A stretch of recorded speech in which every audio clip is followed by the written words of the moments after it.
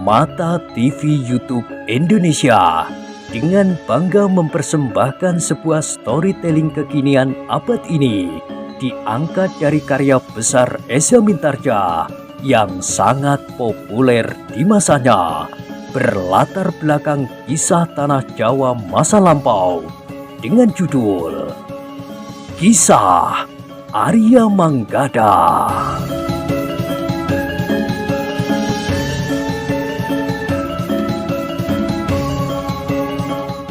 Pada kesempatan yang sangat baik ini, kita masuk pada episode yang ke-20. Selamat menikmati.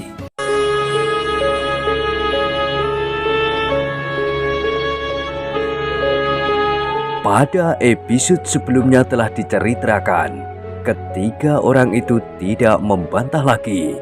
Mereka menyadari seandainya orang itu ingin membunuh mereka bertiga, maka orang yang menyebut dirinya Ki Ajar Pangukan itu memang tidak akan banyak mengalami kesulitan.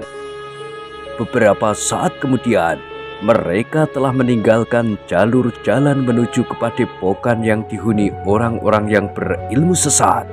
Mereka meniti jalan-jalan setapak, bahkan kadang-kadang mereka berloncatan di antara batu-batu padas, menyusup batang-batang perdu dan melingkari lereng-lereng rendah. Ketika mereka sampai ke sebuah sungai, mereka mengikuti arusnya beberapa ratus tonggak. Baru kemudian mereka menyeberang dan naik ke lereng sebelah. "Kita kemana?" bertanya Manggada. "Aku mempersilahkan kalian singgah di padepokanku," berkata orang itu. "Padepokanmu juga di kaki gunung ini?" bertanya Laksono. "Iya, tetapi letaknya memang agak jauh," jawab orang itu. Lalu ia pun bertanya kepada Laksono, "Nampaknya kau sudah terlalu letih. Aku mengerti. Luka-lukamu masih saja berdarah." "Tidak," jawab Laksono. "Tetapi lukaku memang berdarah lagi."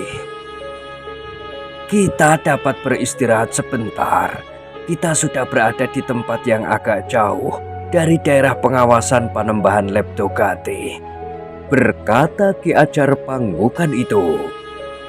"Aku tidak ingin beristirahat," berkata Laksono.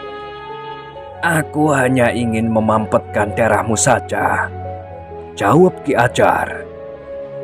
"Baiklah." Akhirnya Ki Wirodadi yang menyahut, "Agaknya lukamu memang perlu diobati lagi." "Bukankah aku masih mempunyai obat yang cukup?" berkata Laksono.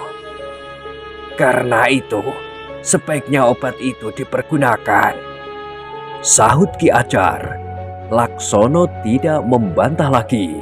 Mereka kemudian beristirahat di bawah rimbunya sebatang pohon. Sementara itu, di hadapan mereka terbentang lereng pegunungan yang tidak pernah digarap tangan, padang perdu yang liar, beberapa buah batu besar yang berserakan. Namun agak jauh di hadapan mereka terdapat hutan pegunungan yang hijau. "Tanah ini belum sempat disentuh," berkata Ki Ajar Pangukan.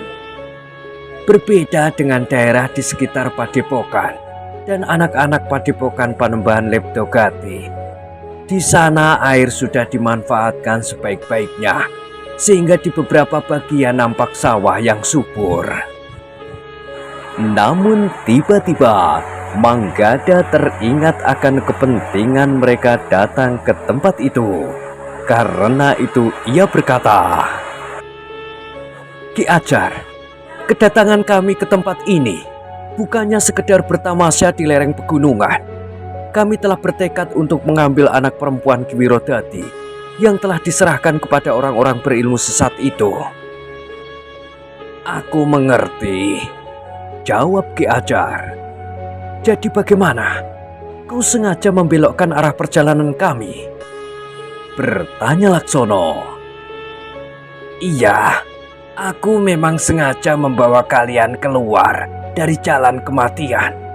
Jika kalian aku biarkan menempuh perjalanan yang kalian rencanakan, maka sebelum kalian tahu apakah anak perempuan itu benar-benar ada di sini, kalian sudah akan mati lebih dahulu," berkata Ki Ajar.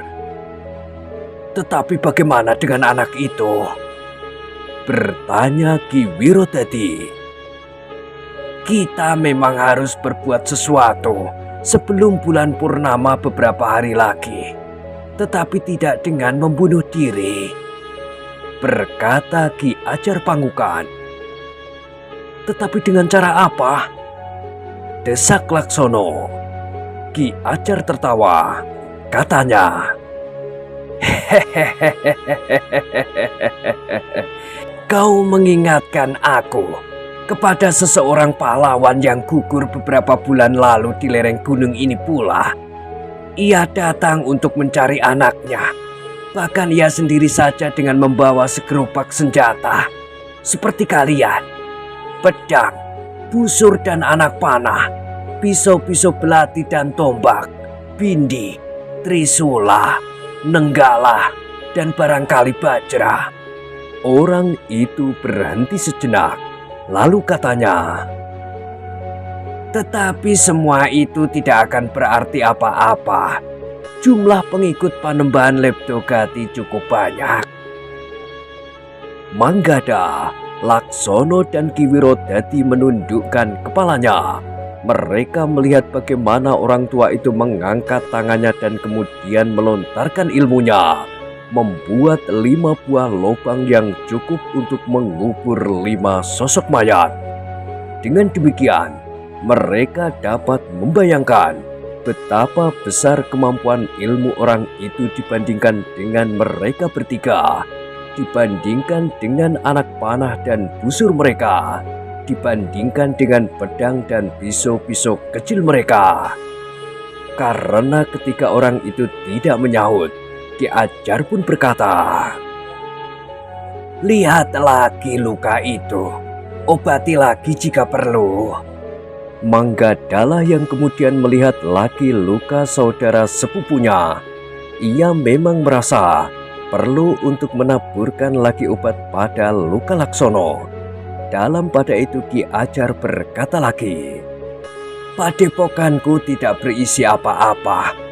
Berbeda dengan padepokan Ki Leptogati yang dihuni banyak pengikutnya. Aku tinggal di padepokanku sendiri." "Sendiri?"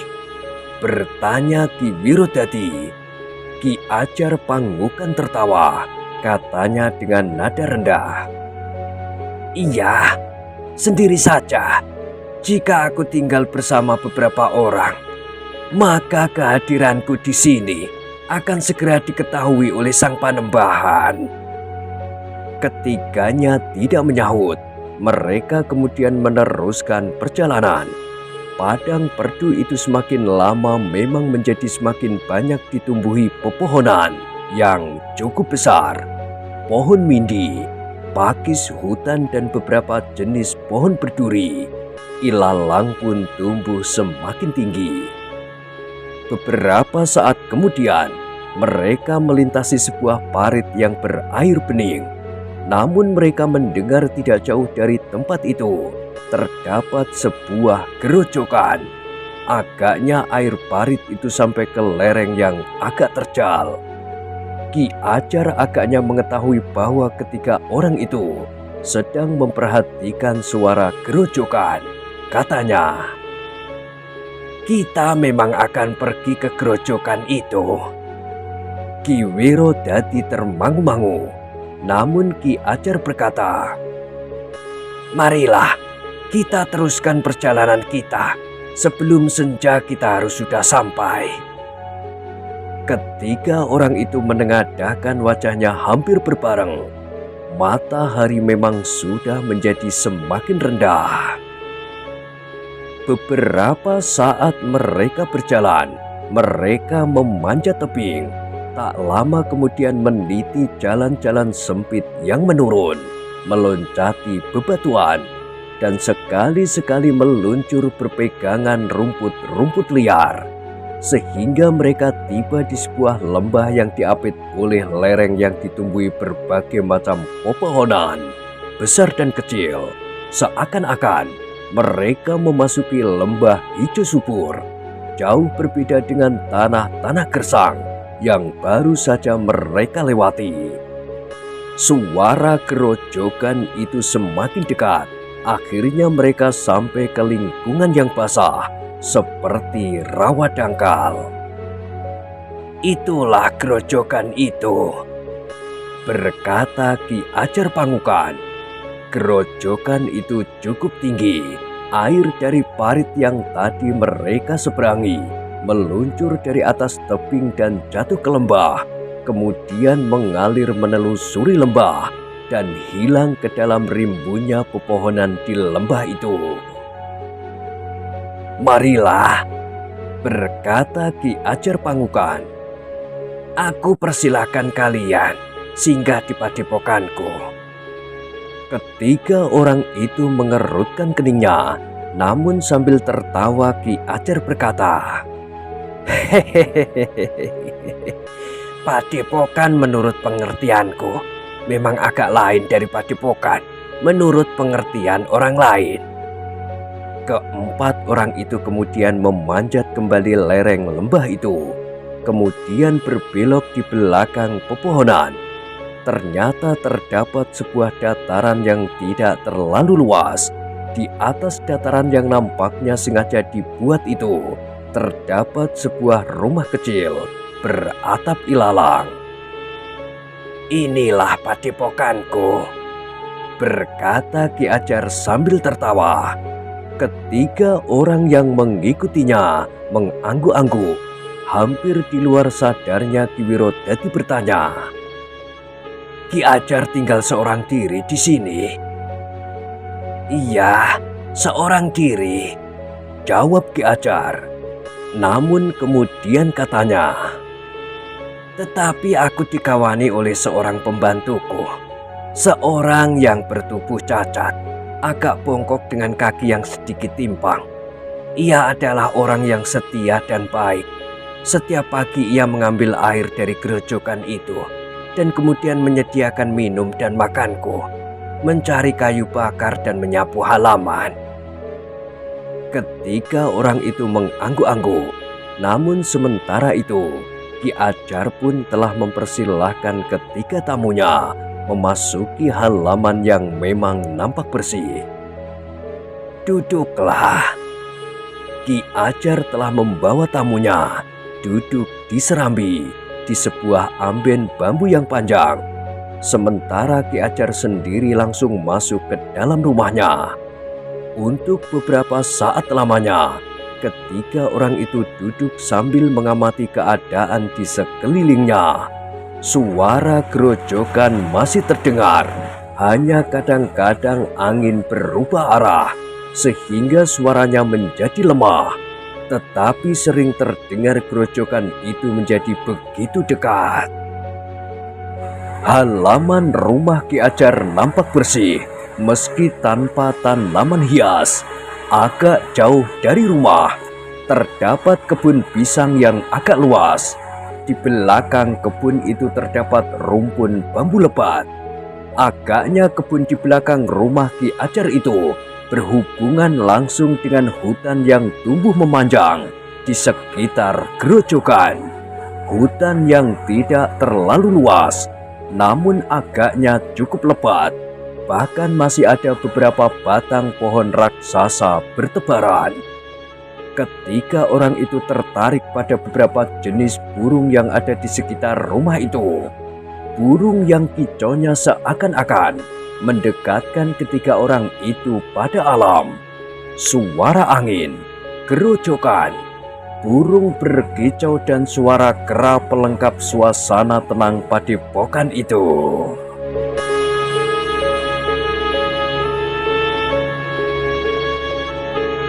Namun ketiganya terkejut Ketika tiba-tiba saja sepasang harimau memasuki halaman itu, keduanya berjalan begitu tenang, seakan-akan mereka sudah terbiasa berada di tempat itu. Namun sepasang harimau itu terkejut ketika melihat 3 orang berada di serambi rumah itu. Dengan cepat, ketiga orang itu meraih busurnya dan memasang anak panah. Tetapi sesaat kemudian terdengar suara Ki Ajar. Keduanya adalah harimau yang jinak. Keduanya tidak pernah mengganggu aku. Karena itu, aku pun tidak mengganggu mereka. Si Bongkok telah memelihara harimau itu sejak masih muda. Ketiga orang itu menarik nafas dalam-dalam. Ki Ajar yang keluar dari dalam rumahnya langsung turun ke halaman. Kedua ekor harimau itu memandanginya. Mereka menundukkan kepala ketika Ki Ajar kemudian membelai tengkuk keduanya. Pergi saja ke kebun, kau mengejutkan tamu-tamuku, berkata Ki Ajar. Tetapi Manggada berkata, jika kedua harimau itu tidak berbahaya, biar saja keduanya berada di halaman Ki Ajar. Ki Ajar tersenyum. Ditepuknya harimau itu seakan-akan mengetahui maksud orang tua itu. Keduanya pun kemudian berjalan perlahan-lahan keluar halaman dan hilang di dalam semak-semak.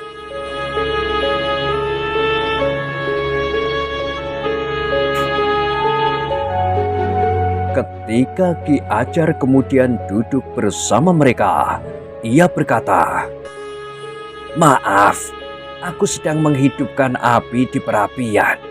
Aku sedang merebus air. Si Bongkok nampaknya baru keluar. Ki Ajar tidak usah terlalu repot, berkata Ki Wirodadi. Aku mempersilahkan kalian singgah. Karena itu, aku harus menyediakan suguhan bagi kalian, meski hanya air, jawab Ki Ajar yang kemudian berdiri dan masuk lagi ke dalam rumahnya untuk melihat apakah api di perapian tidak padam. Ketika Ki Ajar duduk kembali di serambi, ia berkata, tempat ini cukup tersembunyi. Panembahan Leptogati tidak akan dapat mengetahui kehadiran orang lain di sebelah hutan Jati Malang. Di lereng gunung ini, dari tempat ini aku sudah cukup lama mengamati apa yang dilakukan oleh sang Panembahan. Apakah Ki Ajar sudah mendapatkan kesimpulan? Bertanya Ki Wirodadi. Belum kesimpulan akhir, berkata Ki Ajar. Tetapi yang terang, Panembahan Leptogati menganut aliran kepercayaan sesat. Bahkan kadang-kadang tidak dapat disebut sebagai orang yang waras. Ia memang mengorbankan gadis-gadis untuk menemukan inti kekuatan bumi. Nampaknya Leptogati percaya bahwa dengan lakunya yang sesat itu, ia akan menemukan kekuatan menjadi orang tak terkalahkan. Bukan saja kemampuan ilmunya, tetapi juga pusakanya. Panembahan itu memiliki sebilah keris besar yang pada tiap bulan purnama harus dicuci dengan darah seorang gadis. Dengan demikian, kepercayaannya yang sesat itu telah membuatnya setiap kali mengorbankan nyawa gadis-gadis yang diambilnya dari balik hutan Jati Malang. Dan Ki Ajar tidak berusaha mencegahnya, bertanya Laksono. Bagaimana aku dapat mencegahnya? Sahut Ki Ajar. Jika aku mendekati induk padepokannya, itu berarti aku akan membunuh diri. Jika hal itu telah Ki Ajar yakini, kenapa Ki Ajar tidak melaporkan ke Pajang? Jika Pajang mengirimkan pasukan segelar sepapan, maka betapapun kuatnya pertahanan Panembahan Leptogati, padepokannya tentu akan dapat dihancurkan. berkata Laksono. Ki Ajar tersenyum, katanya, tidak mudah untuk meyakinkan Pajang bahwa hal seperti ini terjadi di balik hutan Jatimalang. Tetapi pada peristiwa terakhir, hilangnya anak perempuan Ki Wirodadi, persoalannya telah dilaporkan kepada prajurit Pajang. Beberapa orang petugas sandi sedang berusaha memecahkan persoalannya. Bagaimana jika Ki Ajar memberikan keterangan kepada mereka, sehingga mempermudah langkah yang akan diambil oleh para prajurit Pajang itu? Soalnya tidak begitu sederhana, anak muda, berkata Ki Ajar. Jika prajurit itu datang dan tidak menemukan bukti apapun, bagaimana mereka dapat mengambil tindakan? Jika sepasukan prajurit datang, maka yang akan mereka temui adalah padukuan-padukuan sebagaimana padukuan kebanyakan.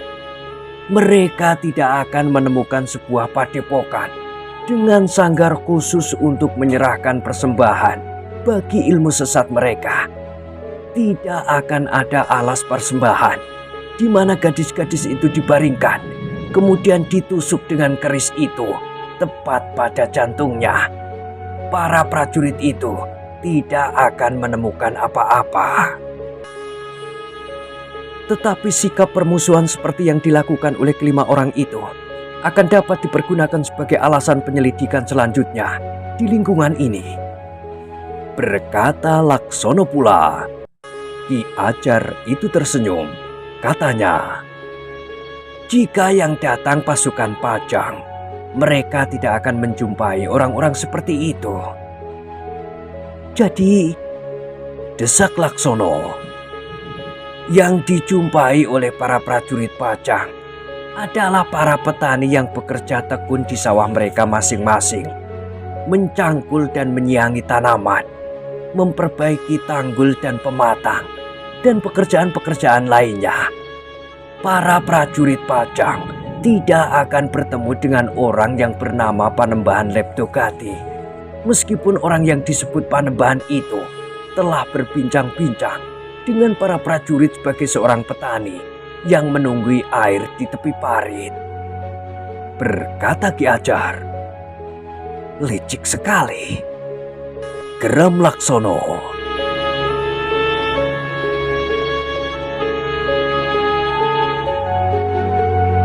Licik dan memang mengerikan, berkata Ki Ajar. Lalu katanya, bagi kalian anak-anak muda, apa yang terjadi di balik hutan Jatimalang itu akan dapat memperluas cakrawala penglihatan kalian atas isi dunia ini. Hal yang tidak pernah kalian bayangkan telah terjadi di balik cakrawala penglihatan kalian. Laksono mengangguk-angguk, namun yang kemudian berbicara adalah Ki Wirodadi. Jangankan anak-anak muda itu, apa yang aku ketahui agaknya masih terlalu sempit. Rasa-rasanya kedatangan kami kemari bagaikan sedang menjenguk peristiwa yang terjadi di balik cakrawala penglihatan kami yang sempit. Sudahlah, berkata Ki Ajar. Adalah kebetulan bahwa aku berada di sini, sehingga aku dapat menceritakan kemungkinan-kemungkinan itu. Bukan satu kebetulan, desis Manggada. Ki Ajar mengerutkan keningnya. Anak muda yang seorang ini agaknya memang mampu berpikir lebih tenang daripada yang lain. Namun demikian Ki Ajar menjawab, agaknya memang gabungan antara kebetulan dan kesengajaan. Manggada tersenyum, katanya, apapun yang Ki Ajar lakukan, namun Ki Ajar tentu akan dapat mendekatkan kami kepada persoalan yang ingin kami pecahkan.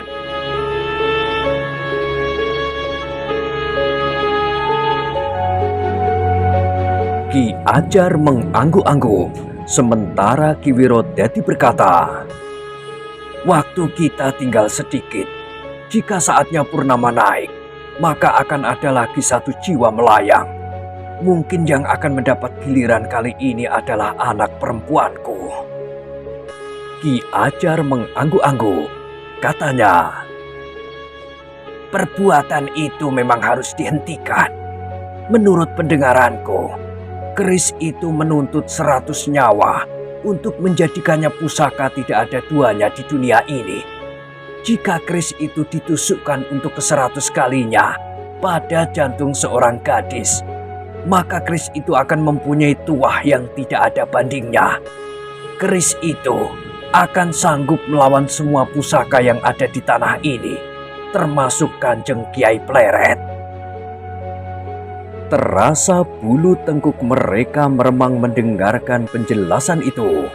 100 orang gadis, benar-benar satu kepercayaan yang bukan saja sesat, tetapi gila. Dalam pada itu Ki Ajar berkata, dengan demikian, kita tidak boleh tergesa-gesa. Jika selama ini aku sendiri, maka sekarang aku mendapatkan 3 orang kawan. Tentu satu dukungan yang sangat besar, sehingga pada saatnya aku tidak akan bekerja sendiri. Tetapi di hadapan Ki Ajar, ternyata kami masih terlampau kecil untuk dapat ikut membantu. Apa yang dapat kami lakukan di daerah ini jika Ki Ajar saja merasa banyak mengalami kesulitan? Berkata Manggada. Ki Ajar tertawa. Katanya, hehehe, kau terlalu merendahkan diri. Tetapi kita masih mempunyai kesempatan beberapa hari. Kita dapat membuat perhitungan yang paling baik untuk bertindak. Namun Ki Wirodadi nampaknya menjadi sangat gelisah. Bagaimanapun juga, anak perempuannya lah yang berada di tangan orang-orang berkepercayaan sesat itu. Ia tidak dapat berpikir begitu tenang seperti Ki Ajar. Tetapi Ki Wirodadi tidak dapat berbuat lebih banyak. Nampaknya medan yang dihadapinya benar-benar sangat berat. Ia tidak akan dapat berbuat dengan tergesa-gesa. Tetapi Ki Wirodadi juga tidak mau berdiam diri hingga ada berita anaknya telah menjadi korban dari ilmu sesat itu. Selagi mereka berbincang di serambi, mereka melihat pembantu Ki Ajar, seorang bongkok dan timpang, memasuki halaman. 2 ekor harimau mengikutinya. Orang bongkok itu berhenti di pintu pagar dan mengusir kedua ekor harimau itu. Nampaknya kedua ekor harimau itu agak malas pergi, sehingga orang bongkok itu harus melemparinya dengan batu. Kedua ekor harimau itu sangat manja kepadanya, berkata Ki Ajar. Apakah orang itu pawang harimau yang dapat menguasai semua harimau? Atau hanya kedua ekor harimau itu? Bertanya Laksono. Hanya kedua ekor harimau itu. Kedua ekor harimau itu bersahabat dengan orang itu sejak bayi. Sejak kedua ekor harimau itu ditinggalkan induknya, berkata Ki Ajar. Ketika orang tamu Ki Ajar itu mengangguk-angguk, Ki Wirodadi kemudian bertanya, siapakah nama pembantu Ki Ajar? Aku memanggilnya si Bongkok. Begitu saja, jawab Ki Ajar.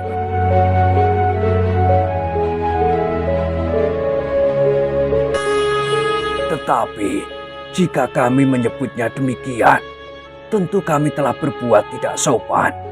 Bagaimanapun juga, ia tentu mempunyai nama atau sebutan, berkata Ki Wirodadi. Ki Ajar tidak segera menjawab. Dipanggilnya orang bongkok itu. Bongkok, kemarilah. Orang bongkok itu termangu-mangu sejenak, namun kemudian ia pun ke serambi. Aku mempunyai 3 orang tamu, berkata Ki Ajar. Orang bongkok itu memandangi ketiga orang itu dengan curiga.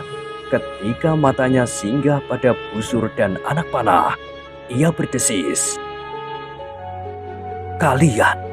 pemburu-pemburu yang tidak berjantung. Bongkok, potong Ki Ajar. Mereka adalah tamu-tamuku. Aku melihat busur dan anak panah ada pada mereka. Mereka tentu pemburu-pemburu yang membunuh binatang tanpa perhitungan. Mereka adalah pemburu-pemburu yang asal saja mendapat banyak kulit dengan berbagai jenis binatang yang dapat dijualnya dengan harga yang mahal. Geram orang bongkok itu. Diamlah, berkata Ki Ajar kemudian. Bertanyalah kepadaku, siapakah mereka?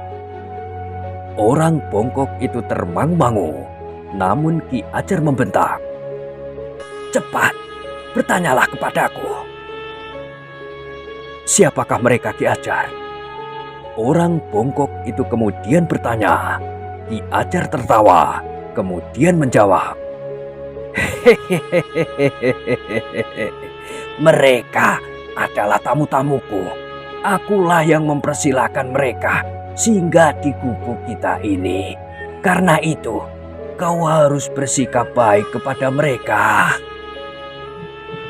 Di mana Ki Ajar bertemu dengan mereka? Bertanya orang bongkok itu. Di jalan menuju ke Padepokan Leptokati, jawab Ki Ajar. Nah, bukankah mereka pemburu yang telah memasuki hutan Jatimalah dan yang barangkali tersesat sehingga tidak dapat keluar lagi ke arah yang benar?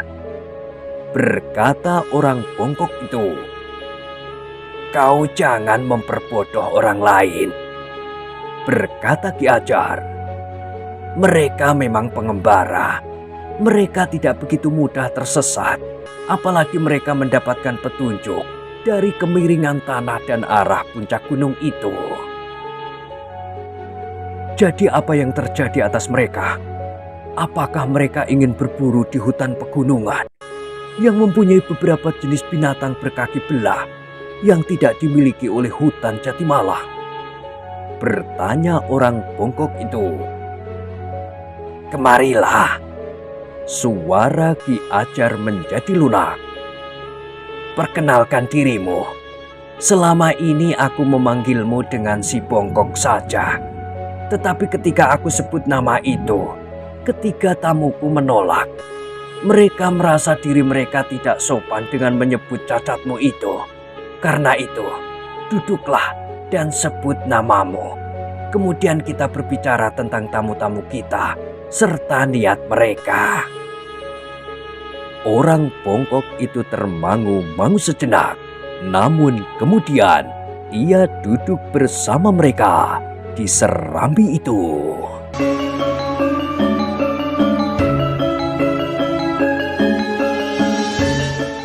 Nah, bagaimanakah kisah selanjutnya?